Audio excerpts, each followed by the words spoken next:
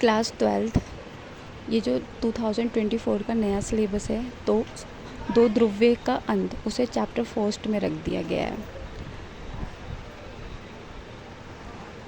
शीत युद्ध दौर में बर्लिन की दीवार बनाई गई थी और यह दीवार शीत युद्ध का प्रतीक बना था।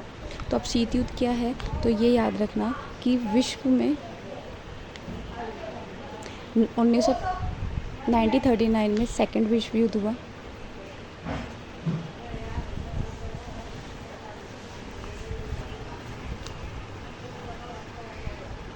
सेकेंड विश्व युद्ध हुआ जिसके अंत 1945 में हुआ और इसी के साथ विश्व में दो महाशक्ति का उदय हुआ। ठीक है, और ये दो महाशक्ति आपकी बनी, एक बनी सोवियत और दूसरी थी अमेरिका।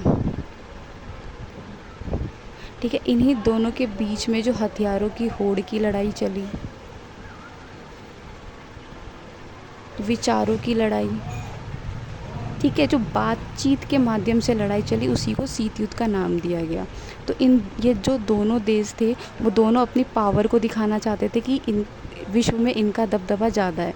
तो अपने विश्व में, तो इस तरीके से पूरे विश्व में अपनी ताकत को फैलाना चाहते थे। तो यही शीत युद्ध कहलाया। और शीत युद्ध के दौरान जो जर्मनी था, क्योंकि सेकेंड विश्व युद्ध में जर्मनी को दोषी पाया गया था, ठीक है, कि इसके द्वारा विश्व में अशांति हुई। तो इस जर्मनी को क्या किया गया, दोषी के तहत मित्र राष्ट्रों ने आपस में बांट लिया था। ठीक है, तो जो जर्मनी है, ये जर्मनी को मान लीजिए ये, ठीक है, तो जर्मनी को दो हिस्सों में बांटा गया।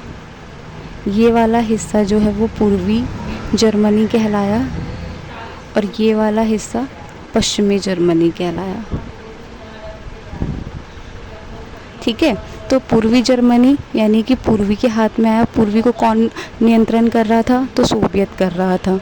तो सोवियत को ये लग रहा था कि भाई कहीं अमेरिका जो है वो अपनी लोकतंत्र पूंजीवादी विचारधारा के तहत कि पूर्वी जर्मनी पर भी अपना दबदबा ना दिखाए। और ये ना अमेरिका कहीं ना कहीं क्या कर रहा था, पूर्वी जर्मनी की मदद भी कर रहा था। तो उसने क्या किया, इन दोनों को अलग करते हुए यहाँ पे एक दीवार खड़ी कर दी, जिसके द्वारा क्या हुआ, पूर्वी जर्मनी पूरा का पूरा अलग हो गया। और इस दीवार जो बनाई, इसी को कहा गया बर्लिन की दीवार।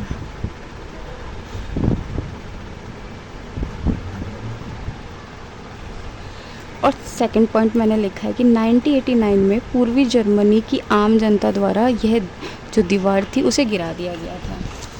यानी कि जो पूर्वी जर्मनी, ठीक है, इन्हीं को अलग किया गया था, ये बर्लिन की दीवार बनाई गई थी। ठीक है, तो पूर्वी जर्मनी ने क्या किया, 1989 को ये जो दीवार बनाई गई थी वो यहाँ के लोगों ने क्या करी, गिरा दी।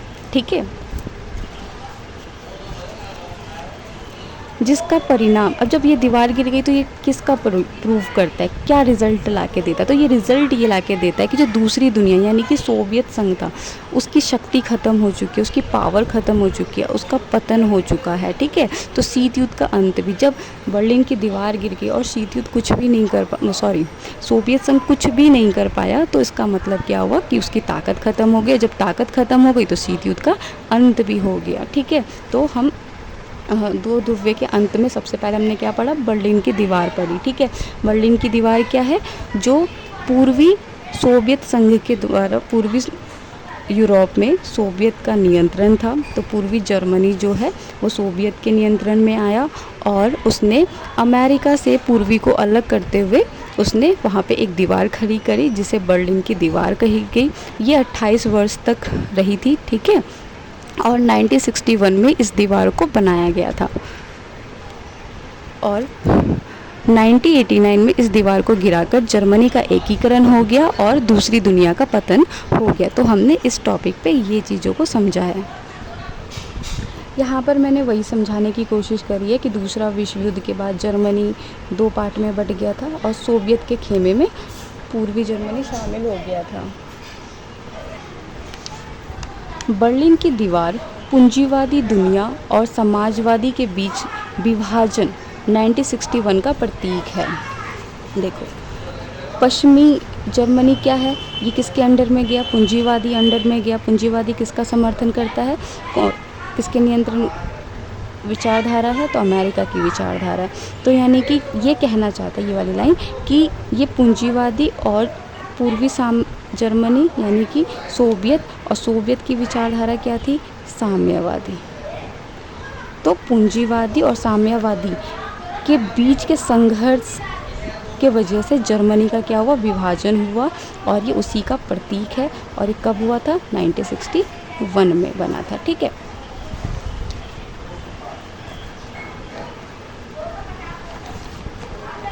फिर वही समझाया है, पूर्वी बर्लिन को अलग करने के लिए 1961 में ये दीवार बनी, जो पश्चिम बर्लिन से इसे अलग किया गया। ठीक है, वही बात है, दोनों को अलग कर दिया गया था। 28 वर्षों तक ये दीवार खड़ी रही, और 9 नवंबर 1989 को इस दीवार को पूर्वी जर्मनी की तरफ से और पश्चिमी जर्मनी के लोगों ने मिलकर इस दीवार को गिरा दिया था।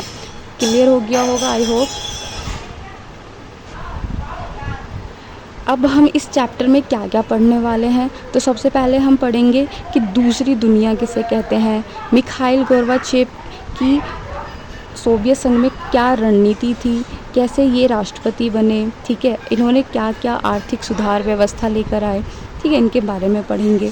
दूसरी दुनिया का विघटन, क्या कारण और परिणाम क्या रहा, मतलब सोवियत संघ का विघटन हुआ, उसके क्या रीज़न रहे, क्या वजह थी कि सोवियत संघ का इतनी बड़ी महाशक्ति का विघटन हो गया, उसके कोई तो वजह हुई होगी, और जब विघटन हुआ तो उसका क्या परिणाम पड़ा विश्व में, वहाँ पे राज्यों पे।